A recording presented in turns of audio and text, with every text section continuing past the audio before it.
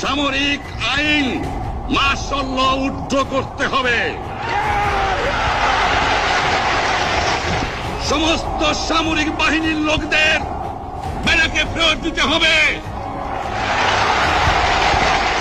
যেভাবে হত্যা করা হয়েছে তার তদন্ত করতে হবে।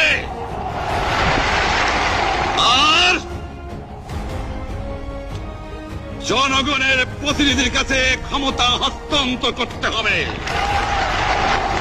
তারপরে বিবেচনা করে দেখব আমরা অ্যাসেম্বলিতে বসতে পারবো কি পারবো না। এর পূর্বে অ্যাসেম্বলিতে বসার আমরা অ্যাসেম্বলিতে বসতে আমরা পারি না।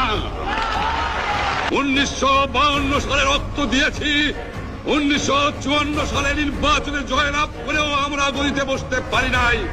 1958 সালে আইয়ুব খান মার্শাল ল জারি করে 10 বছর পর্যন্ত আমাদের গোলাম করে রেখেছে। 1967 সালে 6 দফার আন্দোলনে 7 জুনে আমার ছেলেদের গুলি করে হত্যা করা হয়েছে।